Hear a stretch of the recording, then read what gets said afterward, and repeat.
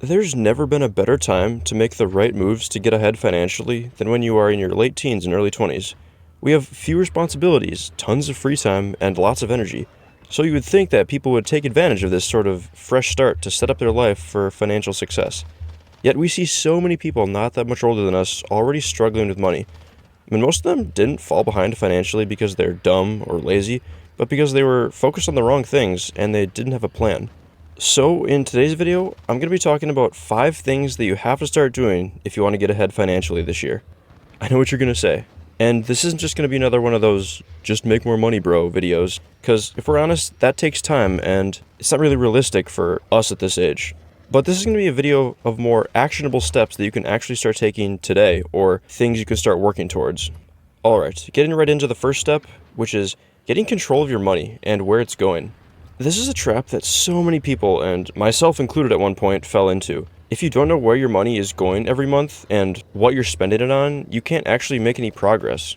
Plus, if you're just confused about money and where yours is going and what it's doing, you can't make any confident financial decisions, which is what actually moves the needle here.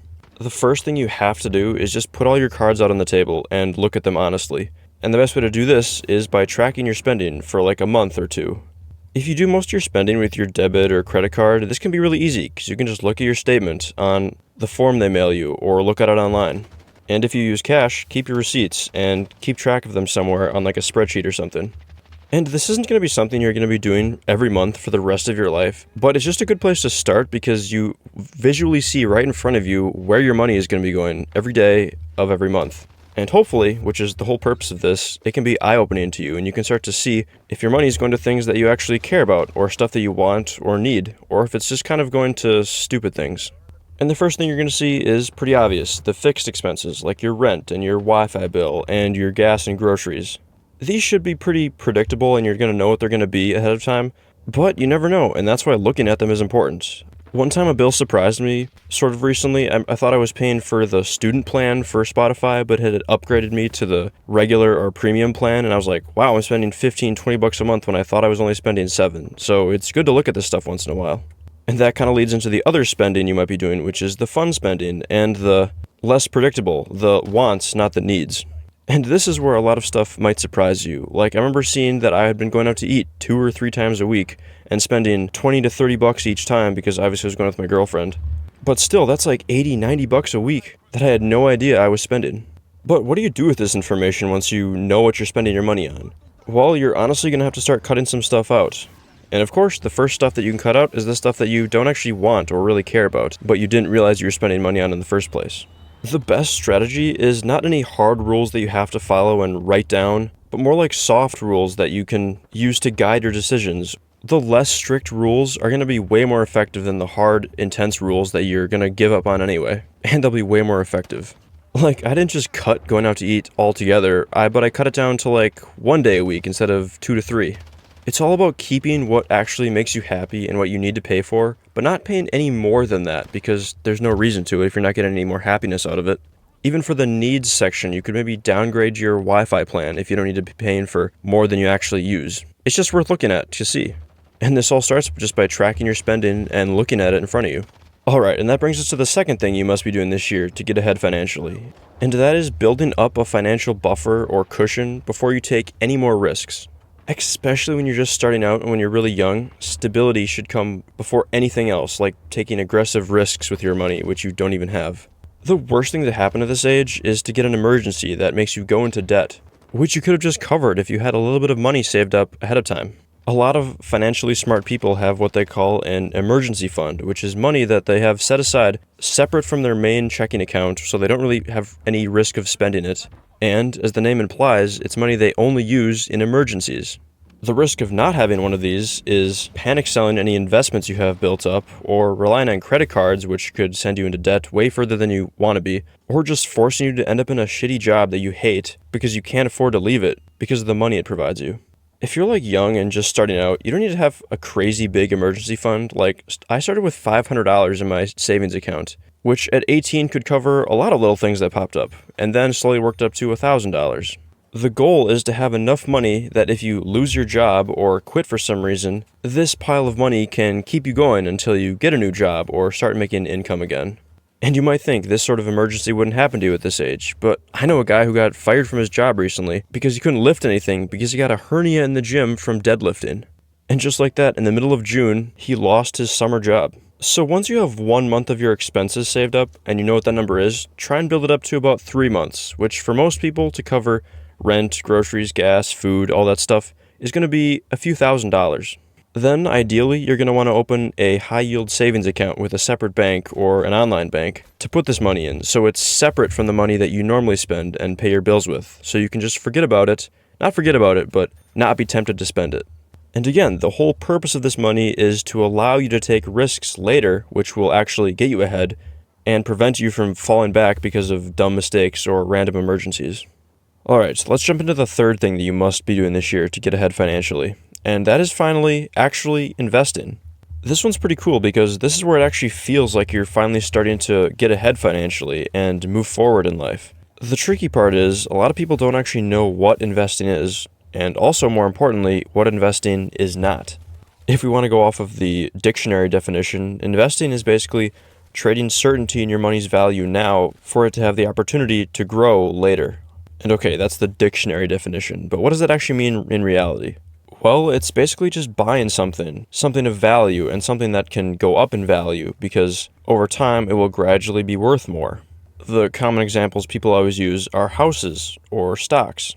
Now, generally, especially for this type of investing, you don't want to be doing any sort of investing that is very short term or is straight up just gambling.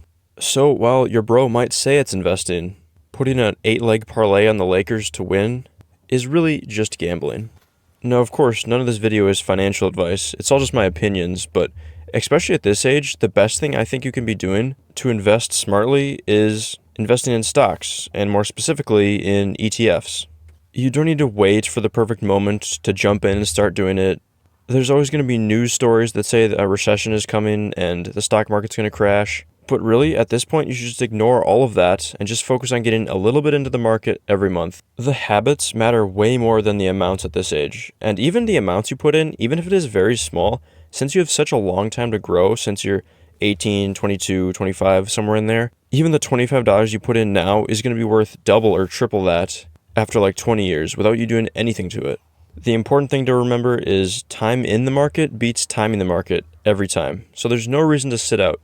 So once you have the money, just keep investing it consistently, week after week, month after month, year after year. And keep it simple. There's no reason to complicate things at this age. Just stick with a broad market index fund, like the ETF VOO or VOO, which tracks the S&P 500, and that's really all you need to get started. Alright, that brings us to our fourth thing that you must start doing this year to get ahead financially, and that is be intentional with how you upgrade your life. Especially after you graduate, this is the biggest time you're going to have temptations to want to spend money to increase your quality of life, get the cool car because you have a job now, or get an apartment on your own, and even smaller things like buying cooler clothes or a good watch. The big problem with spending all this money at a young age is the opportunity cost of what you're giving up, which is the chance for that money to compound over years if you invested in the stock market. It's super tempting, but at this age, we're going to probably start making more money year after year. And having been either in our parents' house or in college living super cheaply, once we get that extra income coming in, it's so tempting to want to go spend it to finally get the things that we've always kind of dreamt about. Like I said before, when you're like 18 through like 25 especially, you're probably going to get like a new job every year. At least that's what I've been doing. And with each new job, you're probably going to make more money. And you'd think over the years and months that your paycheck keeps getting bigger and bigger, that you would start to get richer and richer because you'd be having more and more money coming in. But actually, in most cases, that doesn't even happen for most people. They feel exactly the same and just as poor. And this is actually such a common idea that the personal finance world has a name for it.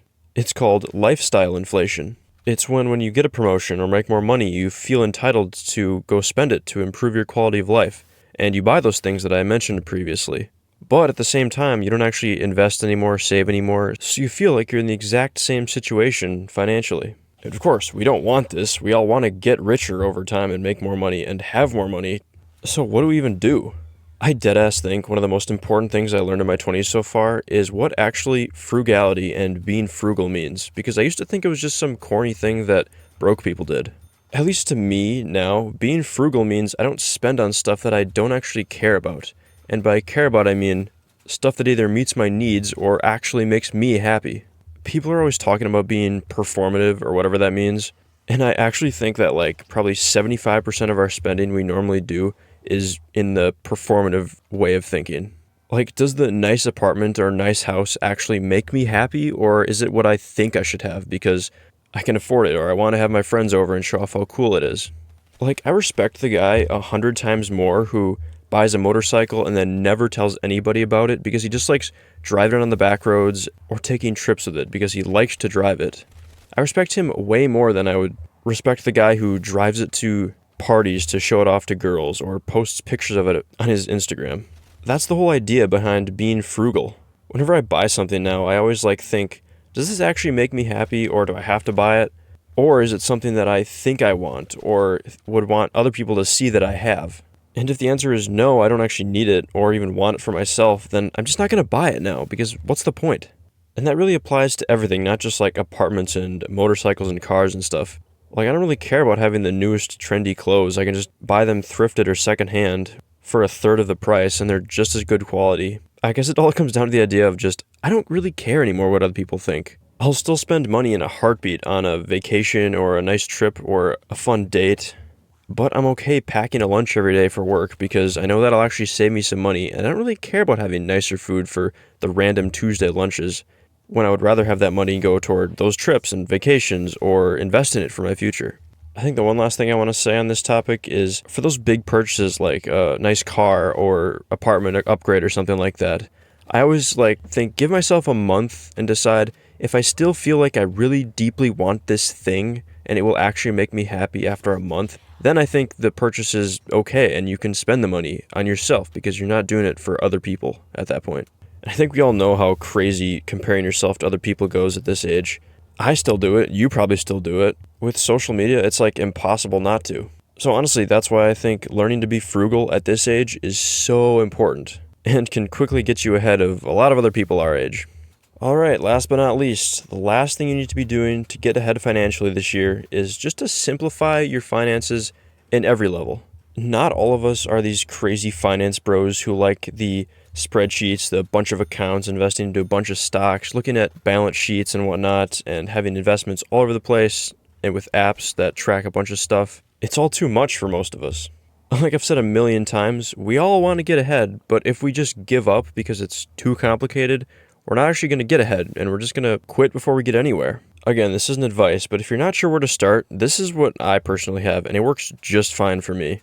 Just have your basic checking account where your paychecks go into, a high-yield savings account to hold your emergency fund that we talked about before, have your brokerage account, which has a taxable brokerage account, and your Roth IRA in the same spot, start a health savings account, an HSA, and then have your 401k somewhere easy to access to. Any more than that, and you're just probably overcomplicating things for this age.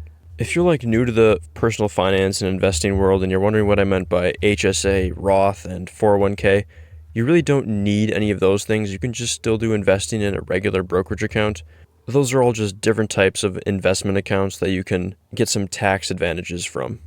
On the practicality side, any more than that, and your taxes are just going to be a nightmare to do at the end of the year.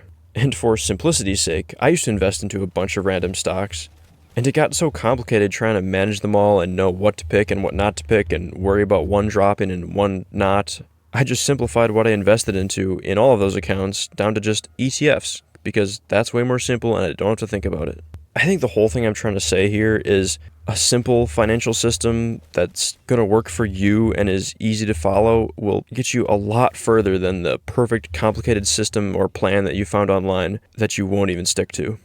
Alright, and that's it. Those are the 5 things that you should probably start doing this year if you want to get ahead financially, and especially if you're younger, 18 through 22. Doing these few simple things, which won't even take that much time if you just start to work toward them, and you'll get way ahead of everybody else your age. Get control of your cash flow, build an emergency fund, invest consistently, be intentional with how you upgrade your life, and just simplify your whole financial system. And in 5 to 10 years, you will thank yourself. I just wish I had learned this stuff sooner. Anyway, that's all I got for this one. If you guys enjoyed, drop a like, hit that subscribe button, and I'll see you all in the next one. Adios, guys.